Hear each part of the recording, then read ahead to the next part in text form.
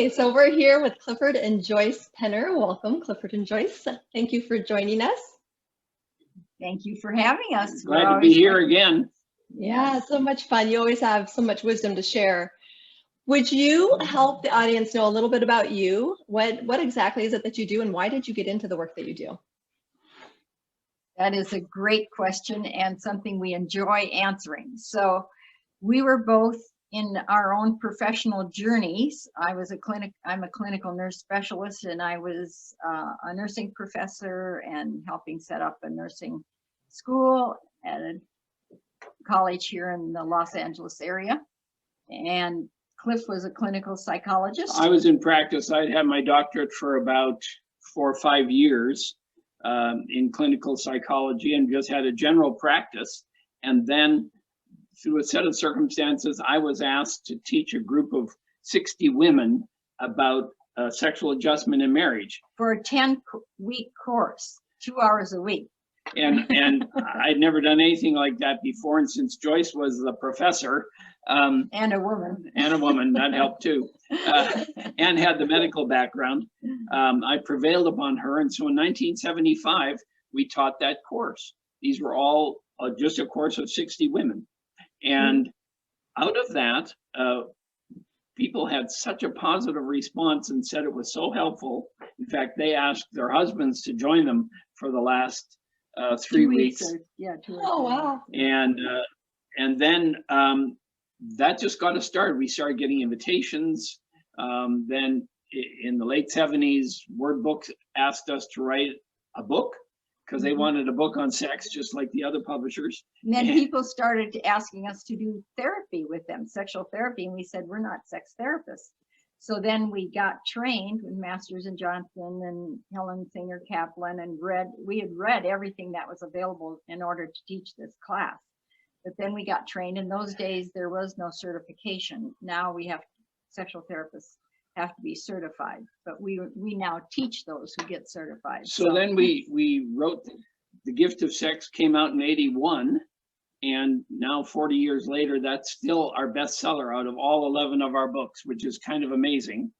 But then subsequently we wrote another 10 books on the subject, and then have done sexual therapy and sexual seminars all over the world, as well as training lots of other professionals, particularly in the Christian world, how to deal with sexual issues in their counseling.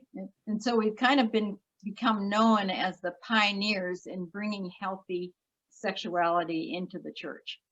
The church in a broad sense of the word, not any particular denomination. Right. And what's been fun for us, it's literally taken us all over the world, throughout Europe many times, and in the Asian area, Philippines, Europe, Jakarta. Well, that's fun travel there. Australia, all that. Yeah, So how fun is that? yeah, very rewarding work. It is an area where you see measurable change in couples' marriages. Yeah, So, absolutely. And I know just from the feedback that I've received from our listeners in previous events, that they always walk away with pearls of wisdom. So thank you so much for sharing. And today we get to talk specifically about kind of how past sexual bad experiences may impact our current sexual relationship and marriage, and kind of what those things are, and maybe what we can do about that. right. And we want to introduce that a little bit by saying there are some things that help bring healthy sex into marriage. And that is what the person was taught growing up. And If they believe that sex is a gift from God and a good thing for a couple to share rather than a bad part of themselves. which often wasn't taught in our homes and churches because Right. of the fear of acting out sexually when it wasn't appropriate. Then the message always was, don't do it. And we got the message, it's bad, rather God doesn't like it, rather than it really is highly regarded as sexual. And that's why it's a precious thing that we want to save for that special relationship in marriage. But in that sexual curiosity is very natural. Kids are curious. even as we're adults, we're curious. We're curious about the facts. We're curious about how it all works. And when kids act out with their curiosity, if they get punished, then that's something that interferes with bringing sex into marriage and have it be enjoyed and healthy. Yeah. So it's important that they know that their parent, when our kids are exploring or doing something that we get nervous about, and rightly so. But then we teach them what's appropriate in public or private. We teach them that these are good God-given feelings, and that brings it. So sex is good and of God. And it's Secondly, natural. sexual curiosity is natural. But third, we're also all going to have sexual responses. That's how we're made. And feelings. That isn't a bad part of us. It's just a God-given part of us. Yeah. But we are responsible for what we do with those feelings. And that responsibility belongs to each of us as individuals. And when we each take responsibility for our actions and make active decisions about those, we're going to bring a healthier sex life into marriage. So those are the kind of the background things that we believe strongly shapes us in one direction or the other in terms of how we view sex from our growing up experience. Because a major influence is what we hear and observe in our parents as we're growing up.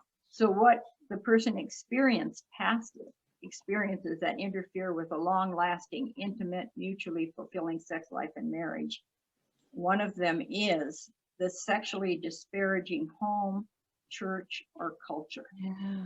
And these principles counter that sexual disparaging message. What we mean by that is, if over and over again the message is that this is a negative rather than a positive. If it's seeing somebody kiss on the television set and somebody says, ooh, like that's terrible. And you hear that 1,000 or 10,000 times growing up, then you get the message, that's a bad part of you, not a good part of you. And I take a lot of our calls just asking questions, and have gotten calls even based on our past podcasts with you from women who, because of what they heard in their home, now have such a hard time enjoying sex and marriage. And that's so counter to what the Bible teaches. Yeah. God so highly values the sexual relationship in marriage that he uses it throughout scripture to be a model of how he wants to relate to us, that we really give ourselves, we delight in, we enjoy. But when those messages came so repeatedly, and now all of a sudden we say I do, and it's supposed to all work, and it doesn't. So that is one of them. Then another one that's more subtle is when one of the parents devalued, or both parents devalued, the child's body and sexuality. Like shame was put on that, or it wasn't treated with respect and integrity and high regard. And then another more subtle one is when one or both parents devalue the other parent. What we mean by that is where, I mean, we've heard this specifically from patients who say, my mother always said, whatever you do, don't grow up to be like him, that is your father. Well, who's he supposed to grow up to be like? Right. So if the opposite sex parent was put down, and that's the same sex as the child, The opposite sex parent put down the same sex. Right, Then- right. then you have a situation where a person ends up really quite confused. I'm not supposed to be like him. What am I supposed to be like? And then have a lot of insecurity and come into marriage timid and not feeling a sense of confidence and connection. Rather than they have those feelings of conflict within themselves. Does that make sense? That makes a lot of sense. I imagine it stirs up a lot of sense of worthlessness within the marriage as a whole, Right. but specifically in the bedroom. Right. Exactly. Right. So there are all those home influences that shape how we come into marriage. And then we've inferred this, but let's say it. It's also what we saw modeled between mother and father. Mm-hmm. because that is We're a not big saying- teaching thing. Not saying having sex, that's not appropriate, but there's so many ways how we touch each other, how we look at each other, how we smile at each other. How we react when he reaches out and does something friendly, and if it's kind of a push away or a stop that or quit it, then you have an attitude that gets communicated over and over again. So the parents' model is giant. With each other. Yeah, what they do with each other. Then there are more specific traumas and things that we bring from the past that will get in the way of a healthy sexual relationship if we haven't dealt with those. So let's talk about some of those. The most obvious one is when there is sexual molestation or abuse or violation or incest. And sometimes individuals haven't thought about what happened to them as abuse because it wasn't real definitive, but it could have been exposing an adult or teenage body. It could be requiring the child to undress and exposing her or his body. It could be showing the child pornographic pictures.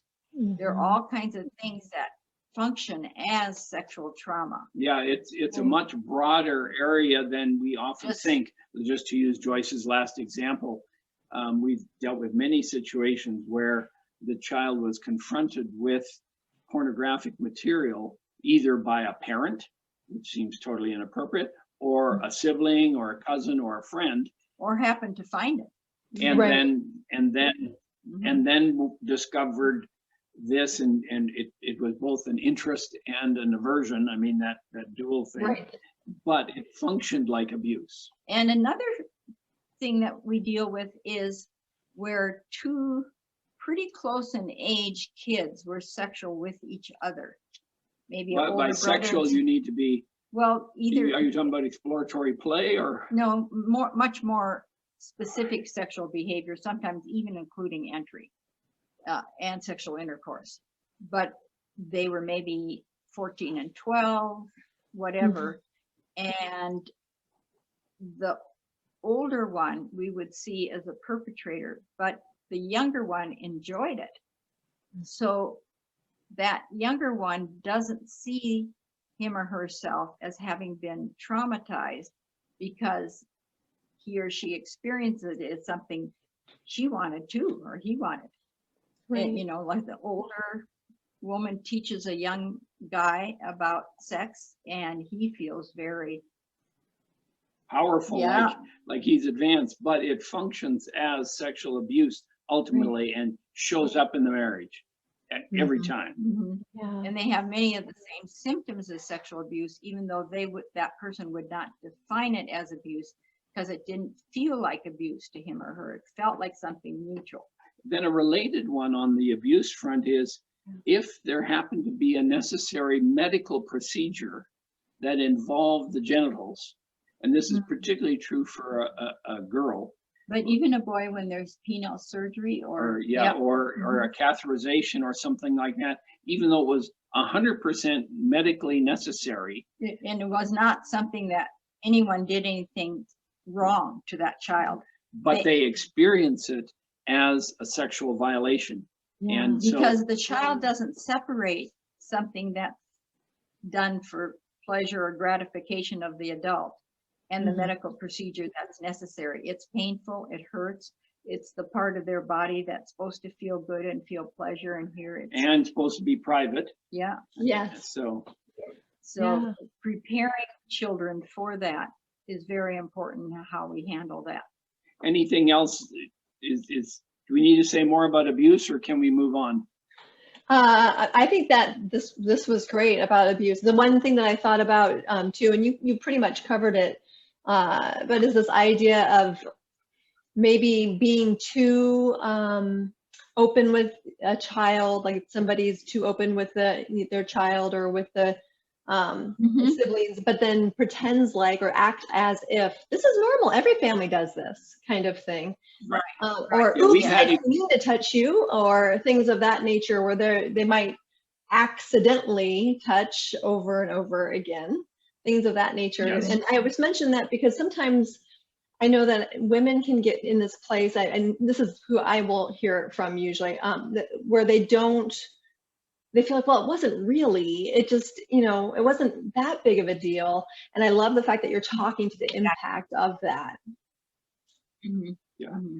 Yeah, and that's one of the important things to understand about this whole area of abuse, and that is we can't predict what one event will cause or 100 events will cause. We've had people who are abused over and over and over again who seem to survive quite well, and then we have people who had one event and it's traumatized them for life. So we don't want to have one size fits all.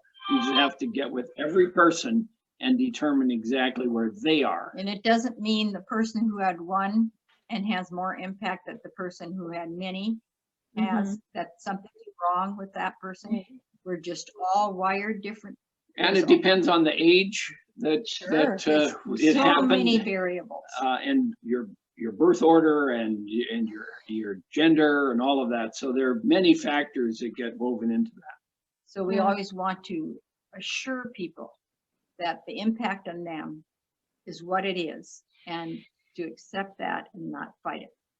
Yeah, I really Another- appreciate you pointing out that it doesn't matter, like it's not a reflection poorly on the person, because there are so many different personalities out there, right? And different personalities feel encouragement in different ways, or feel strength or security in different ways. And so this could have been something where somebody was really, really it was a sensitive, and it's always a sensitive area, but for them personally, that was a bigger deal, and that's okay. It doesn't mean there's something wrong with them. So I love that you said that. Right.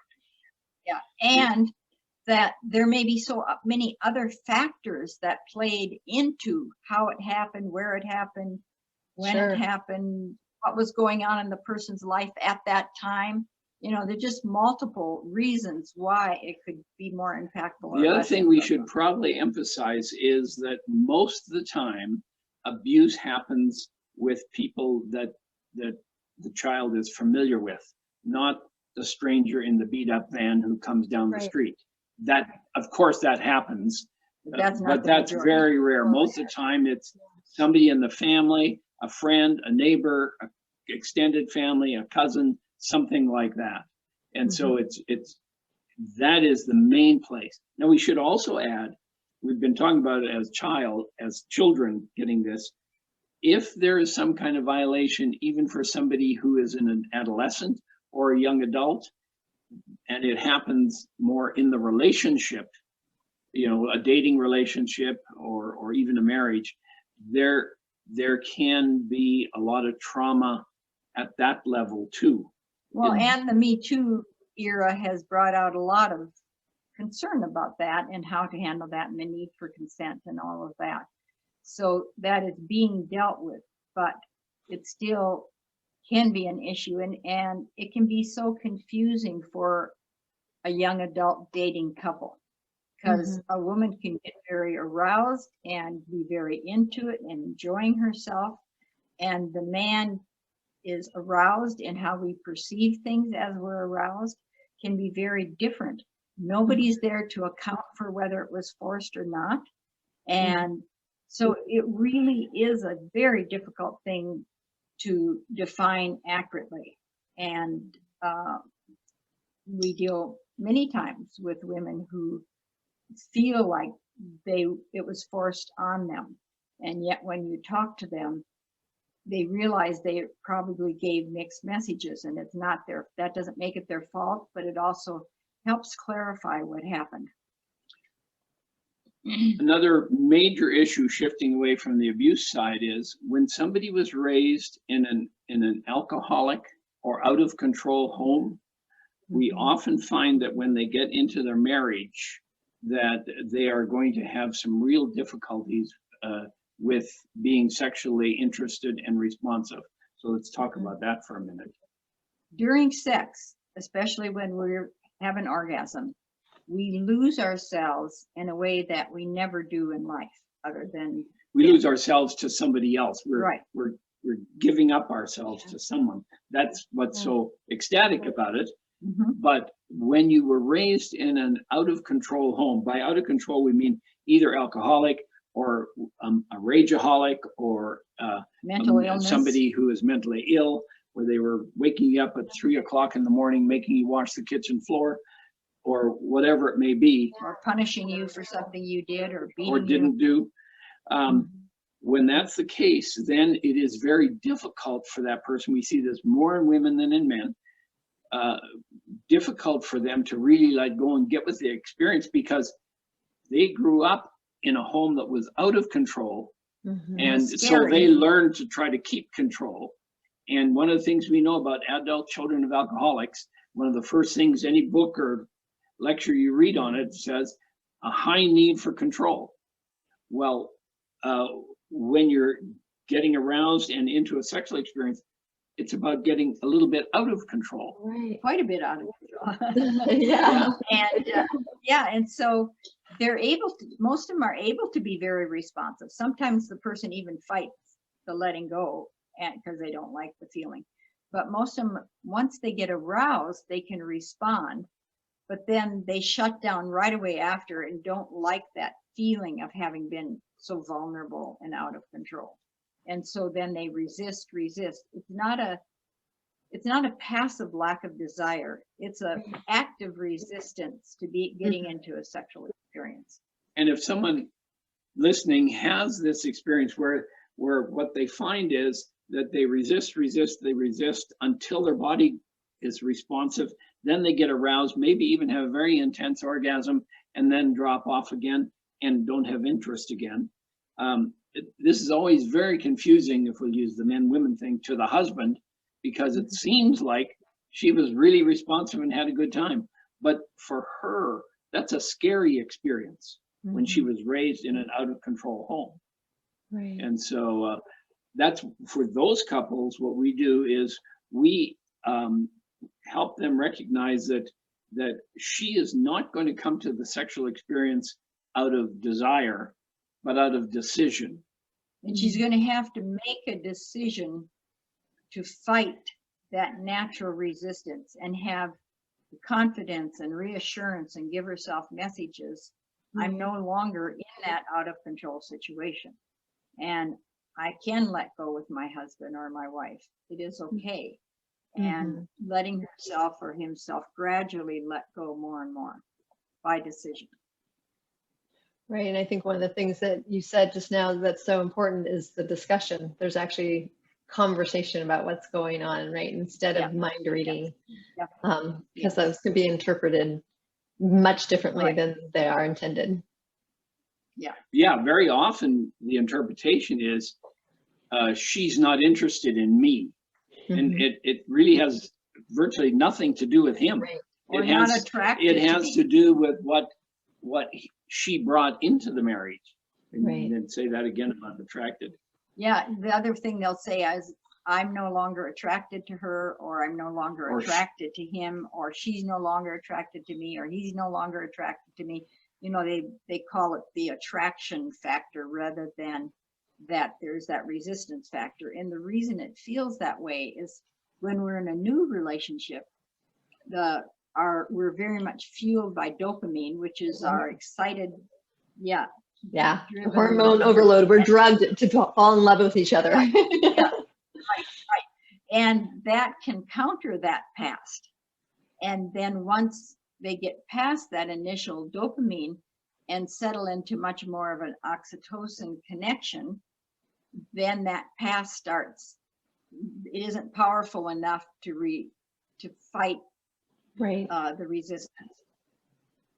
Yeah. So it is possible to change that pattern, but it's going to take a significant amount of time till she gets to the place where she is really interested and can express that and let go. But we think of that as happening over an extended period of time. And realizing that can have great sex by decision. It doesn't have to be by desire. And that's important for many of us as we get older, hormones change, health issues after babies. There are lots of times when we may do sex by decision, not by desire. Yeah. Go ahead.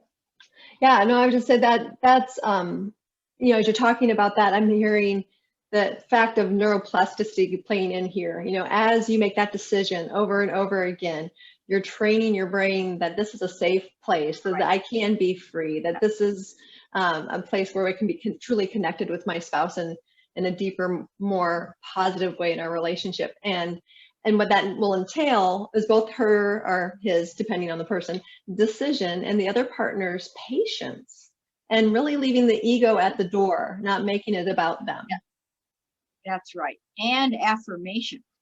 It's so important for this couple to have, after a time of letting go, of holding, caring for each other, affirming how blessed we are that we are able to have these times together.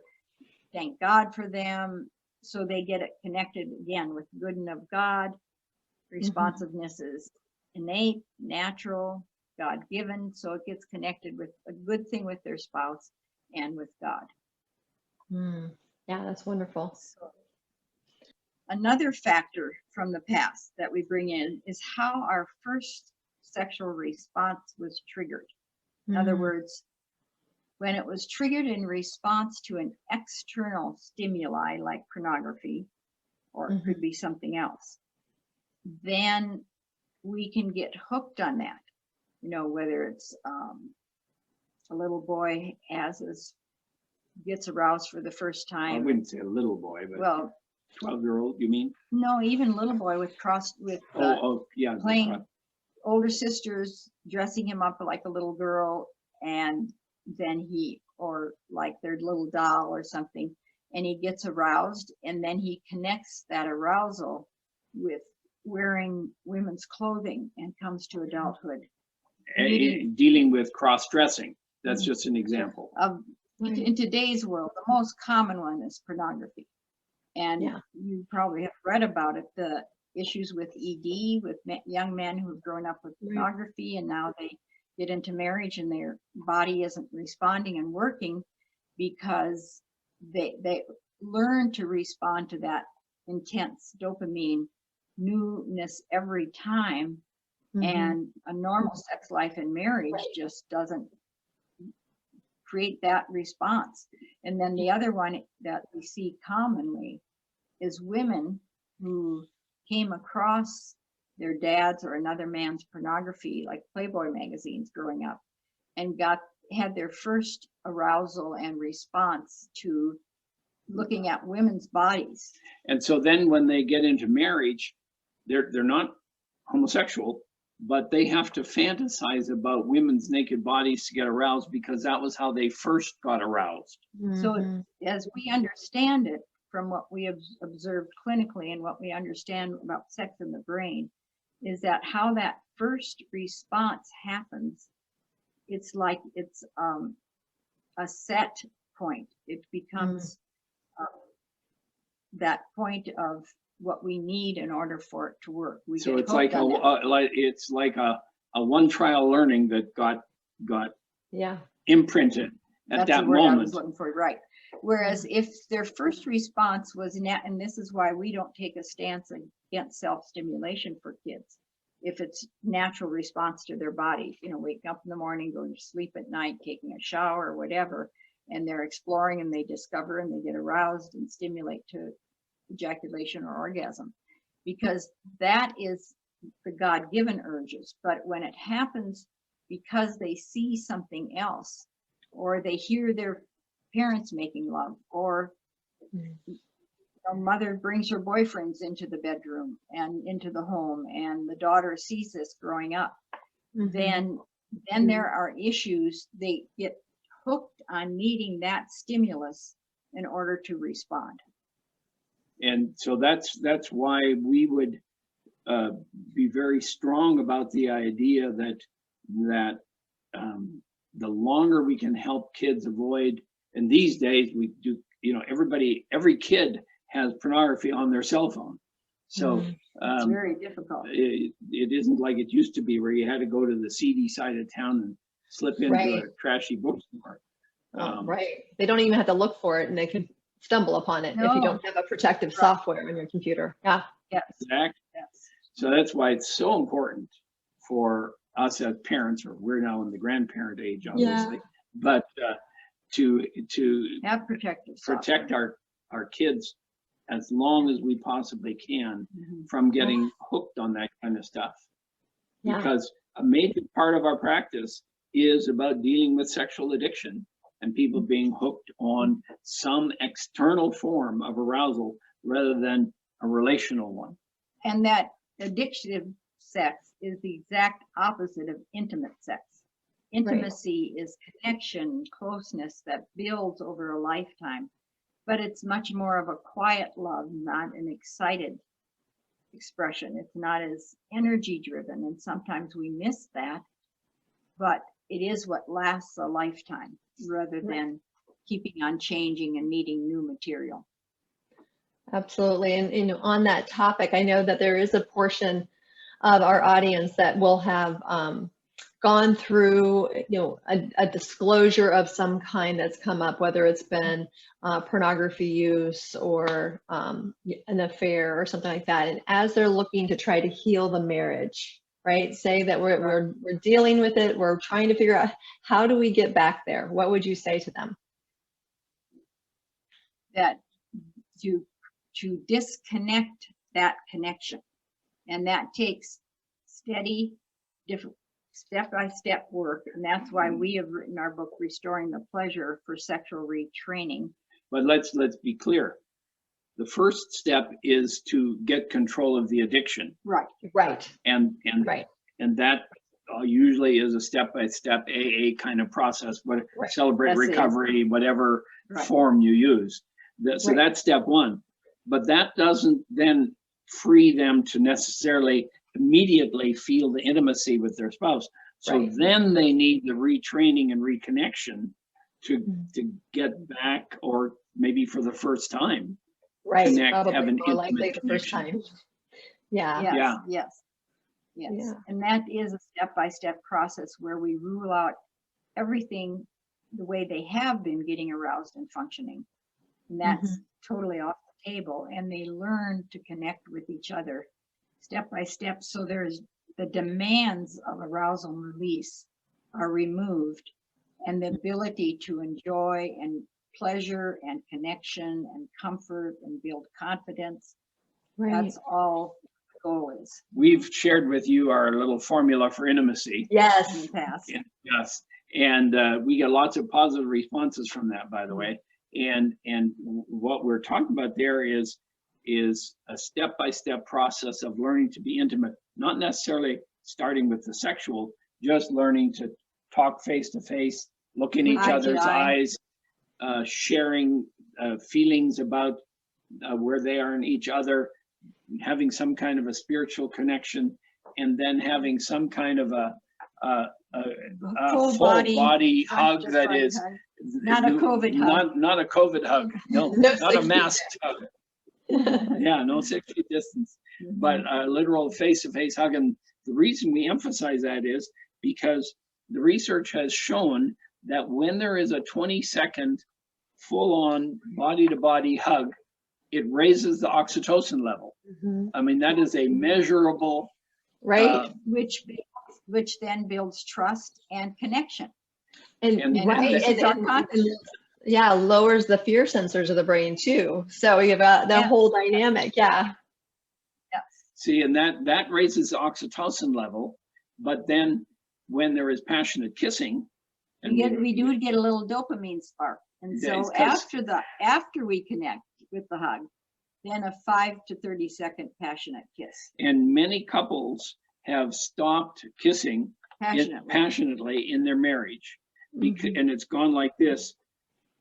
He'll come up to her while she's at the sink, to use the stereotype, and do something sexually playful, and they want to kiss, and then she makes the decision: do I feel like I would want to have sex tonight?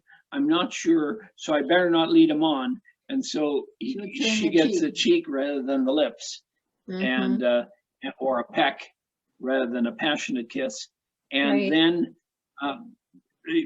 and they do have sex less and less, because the kissing and connection, particularly for the woman, is what makes her ready to have a sexual relationship. but we try to take away that it's the sign that she wants it. You know, that it no longer is the message, I want to have sex tonight if I kiss passionately. That kissing passionately is part of the formula. It's part of what we do every day, not part of giving the message. It can be an end in itself. It has its own gratification without it going any further. Right. Rather than that we need to use it as a signal. And then the guy will often say, but what if I get aroused? Or she'll say, what if he gets aroused? Good, great, enjoy it. He gets aroused every 80 to 90 minutes while he sleeps and nothing happens. You know, he doesn't, every arousal doesn't have to be used. We can enjoy it. We have an endless supply of arousals, if we can say it that way.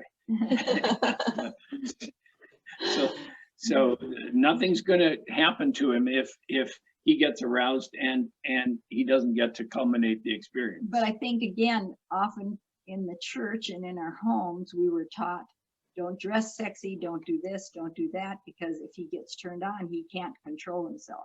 And then you're responsible for what happens. You, the woman. Yeah. So then we bring that kind of mentality into marriage, and we think, oh dear, if I get him turned on, then I have to have sex. And I have a responsibility. And so we like to free couples from that so that it can really flow out of the connection. Yeah, I appreciate you breaking it down for the audience. And I know that ever since our first time together, our first interview, those cards have come in handy with some of my clients. We pull them out and say, okay, let's try this for a while. And so they're wonderful. And you're going to be sharing some with the audience. So I'm so grateful that the audience gets to have that opportunity. Yes, yes. So, any other questions you have for us? Well, the only thing I would say is if you had some kind of top tips, we've gone over, you know, there's some people in the audience right now that are saying, I didn't realize that was sexual abuse. That's why this isn't working in the bedroom, right? Like they're starting to have light bulbs going off, and instead of thinking it's just something wrong with them, they're beginning to realize, okay, now I have some. Right. So do you have a couple just like where to start kind of tips that might help them get more connected with their body, connected with their partner? One thing we find is reading something out loud together can help break those barriers. Obviously, going to therapy may be necessary, but some people can't afford it. Some people don't have the access to it. So start with self-help. And for that, we would recommend you read out loud together. And whether that's our book, Restoring the Pleasure for Overcoming Specific Problems, or the other thing would be our two most recent books would be The Married Guy's Guide to Great Sex and Enjoy, the Gift of Sexual Pleasure for Women. And the reason we recommend reading out loud together is that it may be the first time that a couple has really heard these words from each other. And it's a little easier to read it from a book because then you know it's not just me making this up. And it wasn't that we knew you and wrote it for you, you know. Right, right. This is before we knew you. This is a common human experience. Right. And so reading it out loud together inevitably elicits discussion and conversation. It almost functions like a third party, like a therapist, or can. Now, sometimes it doesn't work. And a couple will call and say, we heard that on your podcast and we tried reading together and we just fight the more we read. And then they do need to get some help. And it could be that they may need some marital help before they even get to the sexual, if there's a lot of conflict. But then once they get to the sexual, when it can be related to, for example, in our book, Enjoy, the Gift of Sexual Pleasure for Women, if a woman is struggling with some issues, for her to be able to say, yeah, that describes it. That's exactly what's going on for me. Right.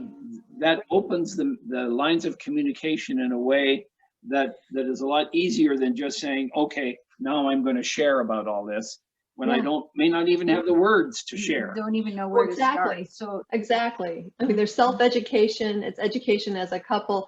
It's the fact that you're able to speak of these things that you maybe never have been talking about. You've just been responding or reacting to one another.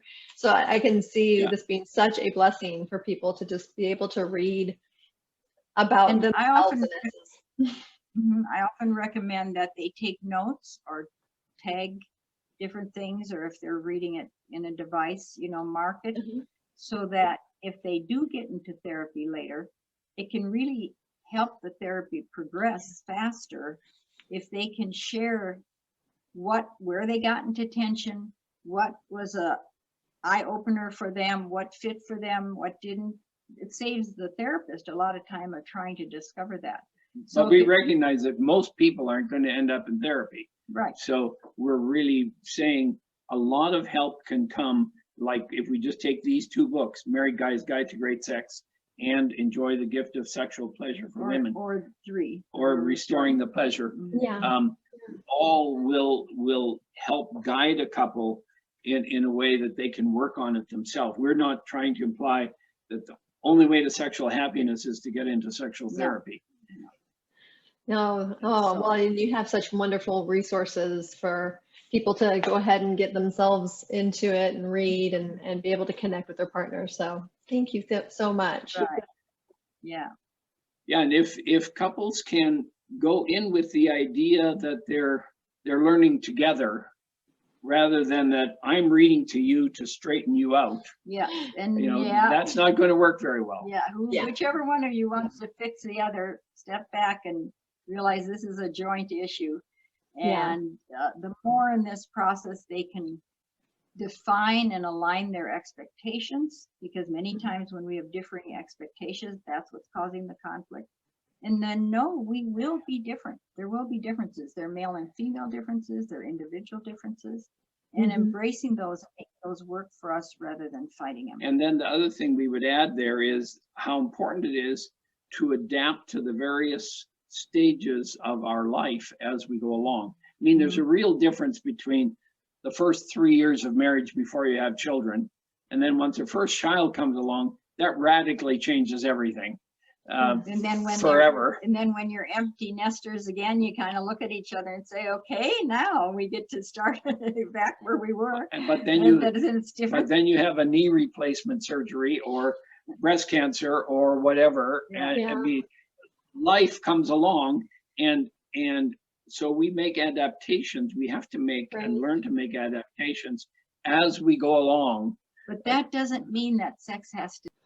Doesn't mean that you have to stop having sex. And I think that's about the time she started talking. Yeah. Because many couples our age just stop being sexual in all ways. And it might be that we cannot function in certain ways that we did, but that doesn't mean we can't enjoy each other and bring each other pleasure and enjoyment, and everything doesn't have to work the way it did when we were young.